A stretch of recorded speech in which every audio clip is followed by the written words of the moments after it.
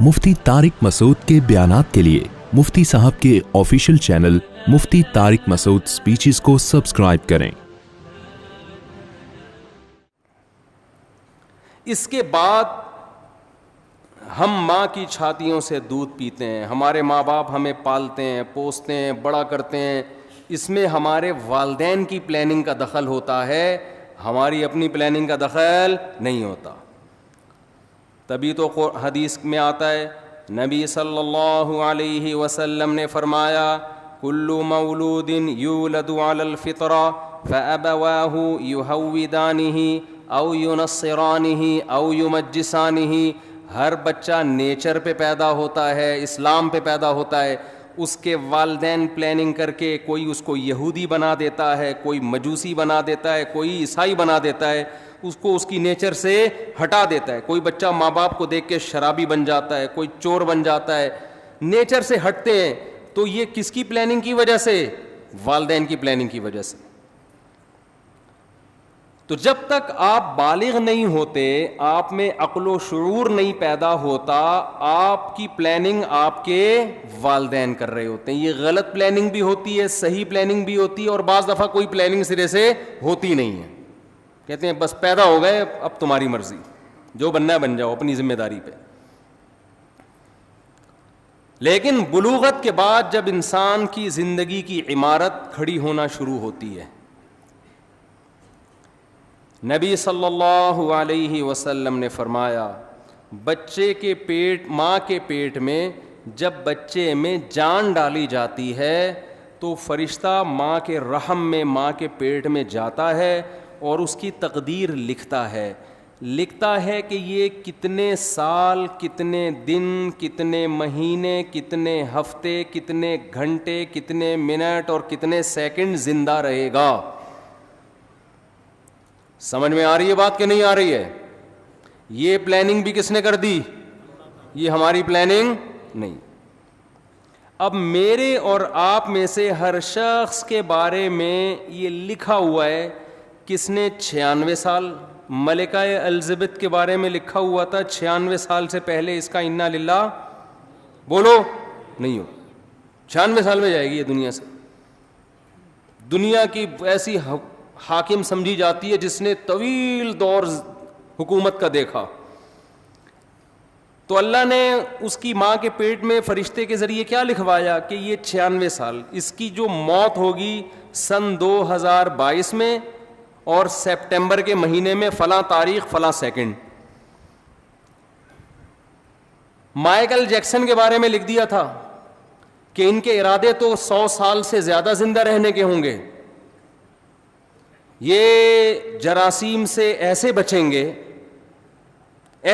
گے جیسے ہماری حکومت کرپشن سے بچتی ہے، معذرت کے ساتھ الٹا ہو گیا، یعنی یہ جراثیم سے مائیکل جیکسن نے جتنا زندہ رہنے کی کوشش کی ہے نا، ایڑی چوٹی کا زور لگایا ہے، اتنا زور آج کل دنیا میں کوئی لگا سکتا نہیں ہے، اور نہ کسی کے پاس اتنے وسائل ہوتے ہیں۔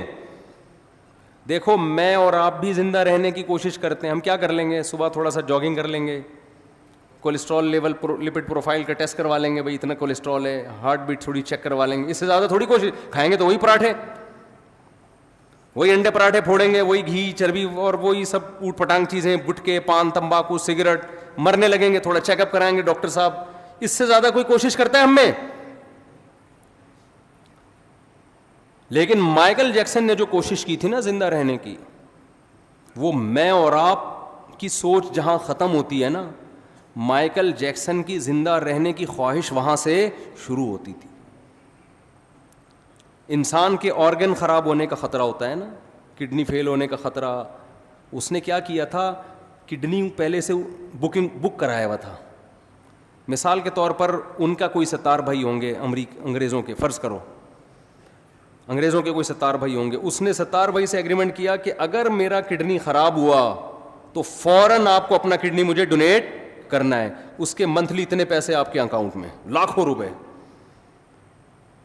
کڈنی کو اس نے سیو کیا کہ اگر میرا اول تو کڈنی خراب نہیں ہونے دے رہا، گردہ خراب نہیں ہونے دے رہا، لیکن یہ بھی کہ اگر میرا گردہ خراب ہوا تو یہ وسیم کی ذمہ داری ہے کہ وہ اپنا گردہ مجھے دے گا. وسیم بھائی بھی لاکھوں روپے مہینے کے کھا رہے ہیں کہ اس امید پہ کہ انشاءاللہ اس کا گردہ خراب ہونے والا نہیں ہے, وہ گھنے بن کے پھوڑ رہے ہیں. اگر وہ سچی مچی کے وسیم ہوتے ہیں نا, ہمارے والے ستار بھائی وسیم بھائی, یہ کردار ہیں, کیریکٹر ہیں, کوئی وسیم بھائی بیٹھے ہوں تو پیشگی معذرت, یہ تو کیریکٹر ہے نا, نارمل نام تو یہی ہوتے ہیں نا, ستار, وسیم, عدنان, سمی, اس طرح کے نام ہوتے ہیں لوگوں کے. تو وہ مائیکل جیکسن نے زندہ رہنے کی لالچ میں ایڑی چوٹی کا زور لگا لیا. وہ ہاتھوں میں گلوز پہنتا تھا کہ اگر میں کسی سے ہینڈ شیک کروں گا تو کسی کے جرم میرے ہاتھ میں منتقل نہ ہو جائے. ہم تو کورونا میں احتیاط نہیں کر رہے تھے, بغیر کورونا کے اتنی احتیاط کر رہا تھا وہ. لیکن اسے یہ معلوم نہیں تھا کہ مائیکل جیکسن جب اپنی ماں کے پیٹ میں تھا تو فرشتے نے لکھ دیا تھا کہ اس کا ایک بہت بڑا پروگرام ہونے والا ہوگا جس میں اس کی کروڑوں روپے کی ارننگ ہونے کی امید ہوگی, کروڑوں روپے کے ٹکٹ فروغ ہوں گے. اس سے بہتر پروگرام اس کا اس سے پہلے کبھی نہیں ہوا ہوگا, اور یہ بڑی امیدوں میں ہوگا کہ اب میرا پروگرام آنے والا ہے, اس کے لیے پریکٹس کر رہا ہوگا, اس کے لیے جشن منایا جا رہا ہوگا.